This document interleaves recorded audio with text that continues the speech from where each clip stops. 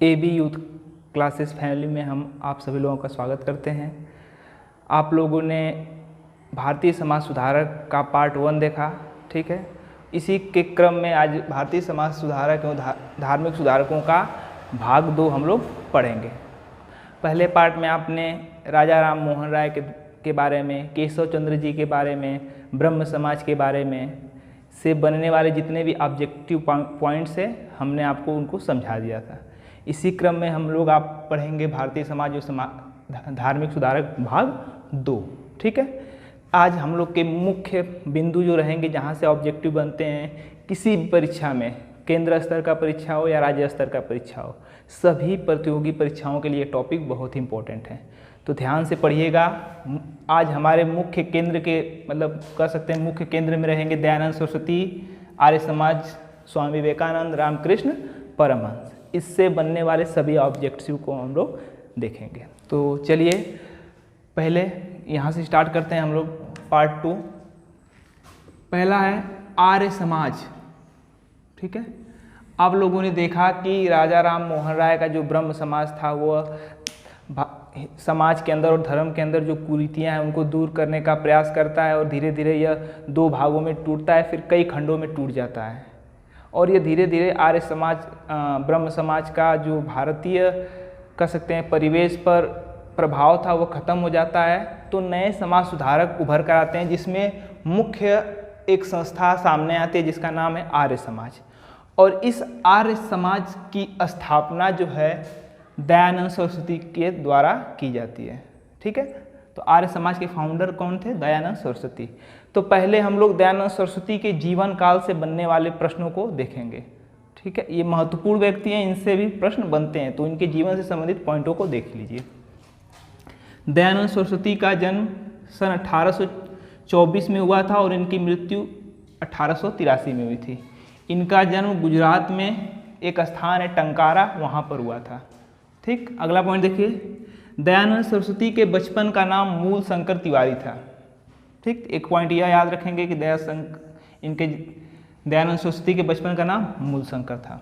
अगला पॉइंट, दयानंद सरस्वती का नाम पूर्णानंद दिया। दयानंद सरस्वती के एक गुरु थे, स्वामी थे, इन्होंने मूल शंकर से जो इनका नाम चेंज किया दयानंद सरस्वती, तो वो किसने किया? स्वामी पूर्णानंद ने किया, ठीक है। अगला पॉइंट है, देखिए, जो हिंदू धर्म और हिंदू समाज में जो बुराइयां हैं उनके दूर करने का जो इन्होंने कार्य है वह स्वामी बिरजानंद के नेतृत्व में प्रारंभ किया था, ठीक है। तो इनके वास्तविक गुरु एक हो गए स्वामी बिरजानंद और एक गुरु वे जो इन्होंने इनका नाम दयानंद सरस्वती रखा। तो यहाँ से 3 पॉइंट आपको याद रखने हैं। बचपन का नाम मूल शंकर और दयानंद सरस्वती नाम किसने रखा? तो इनके गुरु पूर्णानंद ने रखा और इनके वास्तविक गुरु जिनके नेतृत्व में इन्होंने हिंदू धर्म और हिंदू समाज की बुराइयों को दूर करने का प्रयास किया, उन गुरु का नाम था स्वामी बिरजानंद, ठीक है।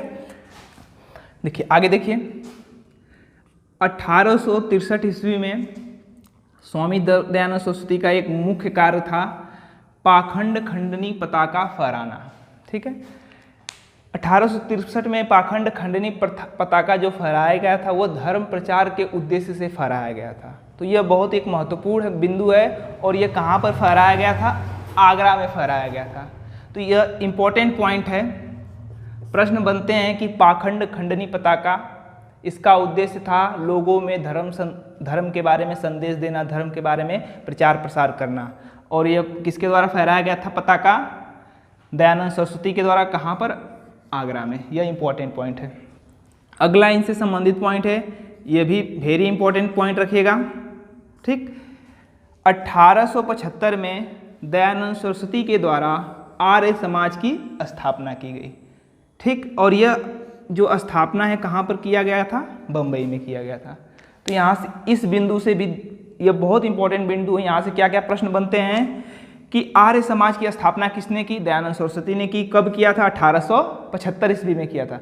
कहीं कहीं किस एग्जामों में ये तक पूछ दिया गया है कि आर्य समाज की स्थापना किस शहर में हुई थी?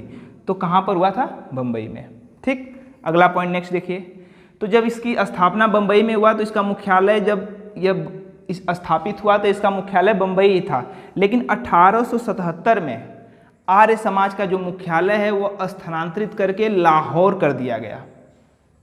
ठीक, जो वर्तमान में पाकिस्तान में स्थित है वो लाहौर बना दिया गया। तो यहाँ से एक प्रश्न ये भी बनता है कि आर्य समाज का जो मुख्यालय है वो बाद में स्थानांतरित करके कहाँ, किस शहर में कर दिया गया था? तो वो कहाँ पर कर दिया गया था? लाहौर में कर दिया गया था। पॉइंट देखिए, दयानंद सरस्वती ने एक नारा दिया था जो काफ़ी एग्जाम में पूछा जाता है, वेदों की ओर लौट चलो। ठीक, देखिए समझिए, दयानंद सरस्वती जो थे वह वैदिक शिक्षा या वैदिक संस्कृति के पक्षधर थे। उनका मानना था जो पहले के जो सिस्टम में समाज था, वैदिक सभ्यता में या वैदिक काल में जो समाज का सिस्टम था वो सही था। जो बाद के वर्षों में बुराइयां या आ गई हैं उनको दूर किया जाए और हमें पुराने पद्धति पर ही रहना चाहिए, धर्म के रूप में या समाज के रूप में। इसलिए इन्होंने कहा कि आप नई चीज़ों को छोड़िए और पुनः वेदों की तरफ लौटिए। ठीक है, इस संदर्भ में इन्होंने नारा दिया, वेदों की ओर लौट चलो। तो एग्जाम में पूछा जाता है कई बार कि वेदों की ओर लौट चलो नारा किसके द्वारा दिया गया है? तो ये किसके द्वारा दिया गया है? दयानंद सरस्वती जी के द्वारा दिया गया है। अगला पॉइंट देख लीजिए, छूआछूत जाति व्यवस्था पर प्रहार पर वर्ण व्यवस्था का समर्थन करते थे। देखिए, आर्य समाज जो था वो छुआछूत जाति व्यवस्था पर का प्रहार मतलब इसका विरोध करता था, पर वर्ण व्यवस्था का समर्थन करता था। समझिए, देखिए क्या था कि जो आर्य समाज था वो समाज के अंदर जो जाति व्यवस्था है या छुआछूत है कि उच्च जाति का निम्न जाति के साथ नहीं बैठेगा, इन सब चीज़ों का विरोध करते थे, लेकिन वर्ण व्यवस्था का वो समर्थन करते थे। क्यों? क्योंकि आप लोगों ने पढ़ा होगा कि वर्ण व्यवस्था जो है वो वैदिक सभ्यता में है। वर्णों का क्रम बताया गया कि ब्राह्मण, क्षत्रिय, वैश्य और शूद्र, यह वर्ण व्यवस्था आपके वैदिक सभ्यता में है। और आपको पता है कि दयानंद सरस्वती जो है वह वैदिक सभ्यता के समर्थक थे। तो आर्य समाज भी वर्ण व्यवस्था का क्या करता है? समर्थन करता है। तो कभी कभी ये इस पर प्रश्न आपको कथन और निष्कर्ष वाले बन जाते हैं। जैसे प्रश्न बन जाता है कि आर्य समाज जाति व्यवस्था का विरोध करता था, पहला पॉइंट। दूसरा बन जाएगा आर्य समाज वर्ण व्यवस्था का विरोध करता था। तो पहला हो जाएगा सही, जाति व्यवस्था का विरोध करता था, लेकिन दूसरा गलत, वह वर्ण व्यवस्था का समर्थन करता था। चलिए अगला पॉइंट देखिए, दयानंद सरस्वती ने भारतीय हिंदू धर्म के जो समाज है उसको सुधारने के लिए कई पुस्तकों की रचनाएं की। ठीक है, लोग की पुस्तकों को लोग पढ़ें और उसको समझें और धर्म के अंदर जो कमियां या कुरीतियां हैं उनसे दूर हो जाएं। इस क्रम में उनकी एक पुस्तक सत्यार्थ प्रकाश काफ़ी प्रचलित रही, प्रसिद्ध रही। तो यह याद रखेंगे कि ये सत्यार्थ प्रकाश किसके द्वारा प्रकाशित की गई है या किसके द्वारा यह पुस्तक लिखी गई है? दयानंद सरस्वती के द्वारा 1874 में। ठीक है, यह पॉइंट याद रखेंगे। अगला देखिए, इनसे संबंधित एक और पॉइंट है शुद्धि आंदोलन। यह बहुत बार पूछा जाता है, यह इंपॉर्टेंट पॉइंट है कि शुद्धि आंदोलन किसके द्वारा चलाया गया था? तो शुद्धि आंदोलन जो है दयानंद सरस्वती के द्वारा चलाया गया था। देखिए, यह शुद्धि आंदोलन धर्म परिवर्तन संबंधी था। उस समय जो कि स्थिति थी जब इनका समय काल चल रहा था, तो जो देश के अंदर जो निम्न जाति के लोग हैं, गरीब असहाय लोग हैं, जनजाति के लोग हैं, इनको ईसाई धर्म के लोग जबरन धर्म परिवर्तन करके ईसाई धर्म में शामिल करवाते थे। तो इनका उद्देश्य था इस आंदोलन के द्वारा कि इन चीज़ों को रोका जाए, धर्म परिवर्तन से लोगों को रोका जाए। और मुख्य उद्देश्य एक और यह था कि जिन लोगों का धर्म परिवर्तन हो चुका है, मतलब हिंदू धर्म के थे, उनको प्रलोभन देकर या जबरन ईसाई धर्म में परिवर्तन कर दिया गया है, तो फिर उन्हें पुनः हिंदू धर्म में वापस लाया जाए। ठीक, इसलिए इनके द्वारा एक आंदोलन चलाया गया था जिसका नाम था शुद्धि आंदोलन। ये भी प्रश्न जो है एग्जामों में पूछा जाता है, तो इसको भी याद रखेंगे। अगला पॉइंट देखिए, इन्होंने सबसे पहले हिंदी को राष्ट्रभाषा कहा। ठीक, यह जो थे हिंदी को राष्ट्रभाषा करने वाले पहले व्यक्ति थे। इनके बारे में थोड़ी चीज़ समझिएगा। जैसे देखिए क्या था, ये कहते थे कि अपना शासन बाहरी शासन व्यवस्था से, कि बुरा से बुरा अपना शासन व्यवस्था भी बाहरी शासन व्यवस्था से बहुत अच्छा होता है। मतलब सबसे पहले देश में बाहरी शासन व्यवस्था का विरोध करने का जो क्रम है वो आर्य समाज के द्वारा ही शुरू माना जाता है। मतलब समझिए कि देश में जो राष्ट्रीयता की भावना का बीजारोपण है उसका श्रेय जाता है आर्य समाज और दयानंद सरस्वती को। ठीक है, मतलब बाहरी शासन व्यवस्था का विरोध करना जो देश में शुरू हुआ था, इसका जन्म जो है ये आर्य समाज से ही माना जाता है। चलिए, गौ रक्षा समिति का गठन दयानंद सरस्वती के द्वारा पूरे इतिहास में पहली बार गौ रक्षा समिति का गठन किया गया है। वर्तमान परिवेश में के लिए भी यह पॉइंट इम्पॉर्टेंट इसलिए हो जा रहा है क्योंकि आप लोग देख रहे हैं जो प्रदेश सरकार है, केंद्र सरकार है, वो गौ मतलब गाय की रक्षा के लिए अनेक कार्यक्रम चला रहे हैं, गौशालाएँ बनवा रही हैं। ठीक, तो सबसे पहले गौ रक्षा समिति का गठन किसके द्वारा किया गया था पूरे इतिहास में, आधुनिक काल में? तो ये इंपॉर्टेंट रहेगा कि सबसे पहले गौ रक्षा समिति का गठन दयानंद सरस्वती जी के द्वारा किया गया था। अब एक पॉइंट देखिए, इनके जीवन से जुड़ा है तो थोड़ा समझिए। 1866 में डीएवी कॉलेज या विद्यालय की स्थापना हुई। अब यहाँ 1866 की बात हो रही है, जबकि आप देख रहे हैं कि 1883 में दयानंद सरस्वती जी की मृत्यु हो गई है। तो इस बात को समझिएगा। देखिए, दयानंद सरस्वती के मृत्यु के बाद दयानंद सरस्वती जो थे वो वैदिक शिक्षा के समर्थक थे, लेकिन इनके मृत्यु के बाद जो आर्य समाज है ग्रुप दो भागों में बढ़ जाता है। एक ऐसा ग्रुप रहता है जो सोचता है कि जो शिक्षा का माध्यम हो वह पूर्ण रूप से भारतीय वैदिक संस्कृति का हो। ठीक, एक जो ग्रुप है वो चाहता है कि पूर्ण रूप से भारतीय संस्कृति वैदिक शिक्षा तो दी जाए, उसके साथ साथ पश्चिमी शिक्षा भी दी जाए। ठीक है, मतलब समझिएगा, एक ग्रुप चाहता है कि वैदिक शिक्षा बस दी जाए, एक ग्रुप चाहता है कि वैदिक शिक्षा के साथ साथ अंग्रेजी शिक्षा को भी लोगों तक या बच्चों तक पहुंचाया जाए। ठीक है, इसी मतभेद को लेकर जो ग्रुप है वो दो भागों में बढ़ जाता है आर्य समाज का। ठीक, और एक के नेतृत्वकर्ता हो जाते हैं लाला हंसराज। यह वह ग्रुप है जो चाहता था कि पश्चिमी सभ्यता के साथ साथ वैदिक शिक्षा भी लोगों तक पहुंचे। इस क्रम में इन्होंने 1866 में डीएवी दयानंद एंग्लो वैदिक कॉलेज या विद्यालय की स्थापना की। किसने? लाला हंसराज ने। कहाँ पर किया? लाहौर में। लाहौर में क्यों किया? क्योंकि आपको पता है कि आर्य समाज का जो मुख्यालय है बम्बई के बाद लाहौर में स्थापित हो जाता है। ठीक है, तो इस पॉइंट को याद रखेंगे। डीएवी का मतलब दयानंद एंग्लो वैदिक, एंग्लो का मतलब अंग्रेजी शिक्षा और वैदिक का मतलब वैदिक शिक्षा, दोनों शिक्षा का मिला जुला रूप। ठीक, तो लाला हंसराज याद रखेंगे। डीएवी की स्थापना इनके द्वारा की गई है लाहौर में पहली बार। अब दूसरा ग्रुप एक और था जो चाहता था कि जो शिक्षा का माध्यम वह पूर्ण रूप से वैदिक भारतीय संस्कृति का हो। उस ग्रुप ने भी क्या किया? 1902 में गुरुकुल विश्वविद्यालय की स्थापना की हरिद्वार में। ठीक है, यह पूर्ण रूप से वैदिक शिक्षा को चाहते थे और इसका श्रेय जो जाता है वो जाता है स्वामी श्रद्धानंद एवं मुंशीराम को। मतलब यह पूर्ण रूप से वैदिक शिक्षा के समर्थक थे। चलिए, अब देखिए क्या होता है। दयानंद सरस्वती का जो आर्य समाज है देश में राष्ट्रीयता की भावना को जन्म देता है। ठीक है, और लोगों में ब्रिटिश सरकार के खिलाफ जो मन में कह सकते हैं विरोध उत्पन्न होता है। तो ब्रिटिश का एक दल भारत में आता है वर्तमान स्थिति का जायजा लेने।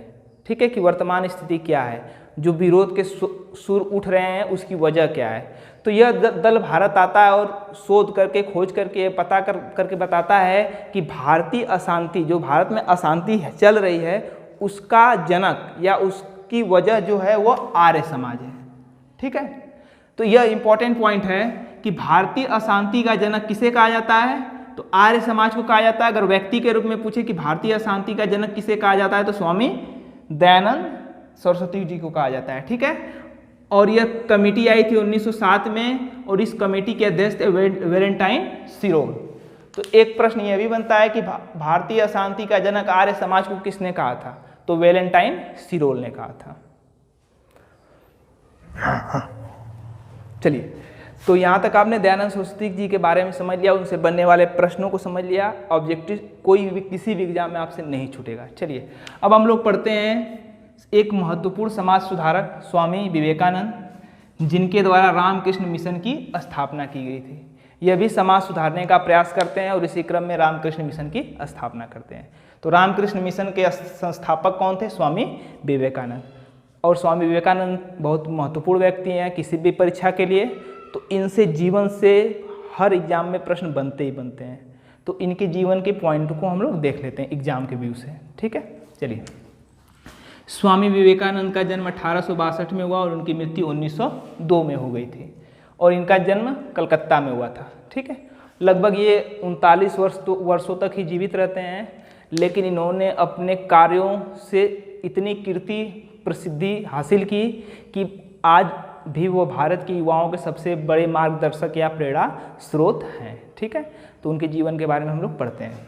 चलिए, स्वामी विवेकानंद के बचपन का नाम नरेंद्र दत्त था, ठीक है, याद रखेंगे। दयानंद सरस्वती जी के बचपन का नाम मूलशंकर था और इनका नाम नरेंद्र दत्त था, कंफ्यूज मत होइएगा, ठीक है। चलिए, अब देखिए एक और पॉइंट है, यह इंपॉर्टेंट पॉइंट है। होता क्या है कि इनको प्रथम विश्व सम्मेलन में भाग लेना, प्रथम जो विश्व सम्मेलन होता है वहाँ भाग लेने के लिए जाना होता है। उससे पहले, ठीक है, राजस्थान के में एक स्थान है खेतड़ी। खेतड़ी के राजा अजीत सिंह जी द्वारा इनका नाम नरेंद्र दत्त से बदलकर स्वामी विवेकानंद रख दिया जाता है, ठीक है। और आज भी अजीत सिंह के नाम पर ही विवेकानंद से संबंधित एक संग्रहालय है जहाँ राजस्थान में, जिसका नाम है अजीत सिंह संग्रहालय, जहाँ पर स्वामी विवेकानंद के जीवन से संबंधित वस्तुओं को रखा गया है कि लोग उसको देखें और जान सकें, ठीक। तो याद रखेंगे कि स्वामी विवेकानंद नाम किसने दिया था? तो खेतड़ी के राजा अजीत सिंह ने दिया था, ठीक है। चलिए, इस पॉइंट को याद रखेंगे। अब क्या होता है, 1893 में सभी धर्मों का एक वैश्विक सम्मेलन होता है। सिर्फ सभी धर्मों के अनुयायी विशेषज्ञ ये लोग इकट्ठा होते हैं, ठीक है। और इसका नाम दिया गया प्रथम विश्व धर्म सम्मेलन, जो कि अमेरिका के शिकागो में हुआ था, ठीक है। यह डेट याद रखेंगे, बस क्वेश्चन बनता है कि प्रथम विश्व धर्म सम्मेलन कहाँ हुआ था? 1893 में। कब हुआ था? 93 में। और कहाँ हुआ था? अमेरिका के शिकागो में, ठीक है। चलिए, अब यहाँ से एक और पॉइंट समझिएगा कि भारत से हिंदू धर्म का प्रतिनिधित्व करने इस विश्व धर्म सम्मेलन में स्वामी विवेकानंद जी जाते हैं, ठीक है। और वहाँ जाते हैं तो हिंदू धर्म को वैश्विक पहचान नहीं मिली होती है, ठीक है। और यहाँ पर वो जाकर इस सम्मेलन में बहुत कम समय बोलने के लिए इनको मिलता है और वो अपना भाषण स्टार्ट करते हैं, हमारे प्यारे अमेरिकी भाइयों एवं बहनों। और इतने शब्द से ही वहाँ के माहौल पूरा एकदम बदल जाता है, प्रकाश मंडल फैल जाता है, ठीक है। पूरा एक वातावरण में एक अलग सा माहौल बन जाता है, प्रकाश मंडल फैल जाता है प्रकाशमय, और लोगों का ध्यान इनकी तरफ आकर्षित हो जाता है, लोगों की सोच इनकी तरफ बदल जाती है। और इन्होंने ऐसा ओजस्वी भाषण दिया कि पूरे विश्व का हिंदू धर्म के प्रति जो नज़रिया है वो बदल जाता है। तो यहाँ से स्वामी विवेकानंद हिंदू धर्म को वैश्विक पहचान दिलाते हैं, ठीक। तो एक प्रश्न ये भी बनता है कि प्रथम विश्व धर्म सम्मेलन में हिंदू धर्म का प्रतिनिधित्व किसने किया था? तो स्वामी विवेकानंद जी ने किया था। चलिए, अब इसी क्रम में जब यह भाग लेने जाते हैं तो कुछ समय अमेरिका में ही रहते हैं और वहाँ पर न्यूयॉर्क में वेदांत सोसाइटी की स्थापना करते हैं। तो प्रश्न बनेगा, न्यूयॉर्क में वेदांत सोसाइटी की स्थापना किसने की? तो स्वामी विवेकानंद। आपने ब्रह्म समाज में भी पढ़ा था, याद, राजा राम मोहन राय में भी पढ़ा था कि वेदांत सोसाइटी का गठन होता है, ठीक है। तो वह राजा राम मोहन राय के द्वारा किया गया था, लेकिन न्यूयॉर्क में अगर पूछे तो वेदांत सोसाइटी की स्थापना विवेकानंद जी के द्वारा किया जाता है, ठीक है। अगला पॉइंट देखिए एग्जाम के लिए, जब वह प्रथम विश्व धर्म सम्मेलन से भाग लेकर वापस आते हैं तो अपने गुरु स्वामी, जो उनके गुरु थे, इनके गुरु का नाम छूट गया है, ठीक है। देखिए यहाँ पे पॉइंट याद रखेंगे, इनके गुरु का जो नाम था स्वामी रामकृष्ण था।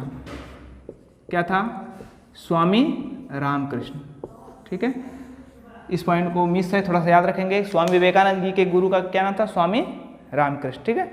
और यह प्रथम विश्व धर्म सम्मेलन में भाग लेने के बाद जब वापस आते हैं तो 96, कहीं कहीं आपको 97 में मिलेगा, धर्म की कुरीतियों और समाज की कुरीतियों को दूर करने के लिए, गरीब असहाय लोगों की मदद करने के लिए एक संगठन का स्थापना करते हैं, ठीक है ना, जिसका नाम होता है रामकृष्ण मिशन, ठीक। और इसकी स्थापना करने के बाद एक प्रश्न और बनता है कि रामकृष्ण मिशन का मुख्यालय कहाँ था। तो रामकृष्ण मिशन का जो मुख्यालय था बेलूर मठ कलकत्ता था। ठीक है, चलिए तो क्लियर हो गया यहाँ से। एक बार थोड़ा सा एक बार देख लीजिए, यहाँ मिस हुआ था। तो विवेकानंद जी के बचपन का नाम नरेंद्र दत्त, एक व्यक्ति राजा थे खेतड़ी के राजा, इन्होंने अजीत सिंह जी, इन्होंने स्वामी विवेकानंद नाम दिया और इनके गुरु का नाम था स्वामी रामकृष्ण परमहंस। ठीक है, चलिए अगला पॉइंट, 1900 में पुनः दूसरा विश्व धर्म सम्मेलन होता है और वहाँ पर भी हिंदू धर्म का प्रतिनिधित्व करने के लिए स्वामी विवेकानंद को ही भेजा जाता है। ठीक है, तो पॉइंट याद रखना है, दूसरा विश्व धर्म सम्मेलन कहाँ हुआ था? फ्रांस के पेरिस में हुआ था, 1900 में हुआ था। ठीक है, और यहाँ भी हिंदू धर्म का प्रतिनिधित्व स्वामी विवेकानंद जी ने किया था। अगला देखिए पॉइंट, स्वामी विवेकानंद जी ने देश के लिए बहुत कुछ किया। तो जो उस समय के बड़े राजनेता थे उन्होंने इनके बारे में कुछ कथन कहा है जहाँ से प्रश्न बनते हैं। देखिए एक चीज़ और देखिए, सुभाष चंद्र बोस ने कहा था इनके बारे में कि भारत का कोई सही में आध्यात्मिक गुरु है तो वह स्वामी विवेकानंद जी हैं।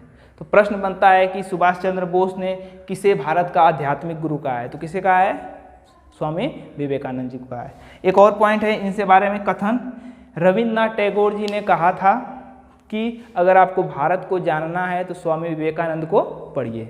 ठीक है, देखिए जो स्वामी विवेकानंद थे वो काफ़ी प्रसिद्धि इसलिए पाए क्योंकि वो गरीब व असहाय को भगवान की श्रेणी में रखते थे। उनका कहना था कि गरीब व असहाय की अगर आप सेवा कर रहे हैं तो मतलब भगवान की सेवा कर रहे हैं। ठीक है, और उन्होंने सभी धर्मों का एकमात्र उद्देश्य बताया था कि धर्म कोई भी हो, सबका उद्देश्य यही है व्यक्ति को ईश्वर से जोड़ना। इन सब चीज़ों से इन्होंने काफ़ी प्रसिद्धि पाई। ठीक है, आज भी युवाओं के लिए प्रेरणा स्रोत मार्गदर्शक का काम करते हैं। तो इनके इसके लिए ठीक है 12 जनवरी को स्वामी विवेकानंद के लिए 12 जनवरी को युवा दिवस के रूप में मनाया जाता है। यह भी प्रश्न बनते हैं, इसको ध्यान रखिएगा। और एक इनकी पुस्तक थी राजयोग। ठीक है, कई बार एग्जाम में पूछा गया है कि राजयोग पुस्तक किसके द्वारा लिखी गई है? तो स्वामी विवेकानंद के द्वारा। ठीक है, एक पॉइंट यह याद रखिएगा, स्वामी विवेकानंद रॉक मेमोरियल या स्वामी विवेकानंद शिला मेमोरियल कहाँ पर स्थित है? ठीक है, यह आपके तमिलनाडु के कन्याकुमारी में स्थित है। इसकी विशेषता क्या है? देखिए कन्याकुमारी जो लास्ट एकदम आपका भारत का भूमि तट है, उससे 500 भूमि तट से 500 मीटर अंदर समुद्र में 2 चट्टानों के ऊपर एक बनाया गया है स्वामी विवेकानंद रॉक मेमोरियल। यह एकनाथ रनाडे के द्वारा बनाया गया है। इसमें इनकी जीवन से संबंधित चीज़ों को रखा गया है। ठीक है, तो याद क्या रखना है आपको कि स्वामी विवेकानंद रॉक मेमोरियल कहाँ स्थित है? यह तमिलनाडु के कन्याकुमारी में स्थित है। ठीक है, भूमि तट से 500 मीटर अंदर समुद्र में बना हुआ है। ठीक, किसने बनवाया था, किसके द्वारा यह बना है? तो एकनाथ रनाडे के द्वारा यह बनाया गया है। ठीक, तो इनके जीवन से संबंधित जितने पॉइंट हो सकते थे आपने देख लिया। ठीक है, अब हम लोग भारतीय समाज सुधारक का एक और मात्र पार्ट बचेगा जिसमें यह आपका पूरा पार्ट खत्म हो जाएगा। ये वाली चैप्टर जो है सिलेबस, जिसमें आपको जैसे वेद समाज, प्रार्थना समाज, जो छोटे छोटे बच रहे हैं और छोटे समाज, उनको एक दिन हम लोग और कल या परसों एक वीडियो में आप पढ़ लेंगे तो ये टॉपिक हमारा समाप्त हो जाएगा। तो इसको आराम से आप लोग स्क्रीनशॉट ले लीजिए, इससे नोट्स बनाइए, जितने भी ऑब्जेक्टिव बन सकते हैं हमने आपको बता दिया। ठीक है, और वीडियो लोगों तक पहुंचाइए। देखिए नया काम स्टार्ट करने में थोड़ी कमियां आती हैं सभी के साथ, लाइट का प्रॉब्लम है, कई चीज़ें हैं, तो धीरे धीरे सब चीज़ें ख़त्म होती हैं। क्योंकि देखिए अकेले हम रिकॉर्ड करते हैं, क्या कमियां हैं, क्या छूट जाता है, वो समस्या थोड़ा रहता है। तो धीरे धीरे लोग सीखते हैं, तो हो सकता है 8-10 वीडियो हम भी बनाएं तो सही सब चीज़ें होने लगें। लेकिन तब तक आप लोग सपोर्ट करिए, लोगों तक पहुँचाइए जो लोग पढ़ना चाहते हैं, तैयारी करना चाहते हैं, क्योंकि फ़ी तो कुछ है नहीं, तो सहयोग ही आपका फीस है। ठीक है, चलिए धन्यवाद, और कोशिश करिए नोट्स बनाइए और मेहनत करिए।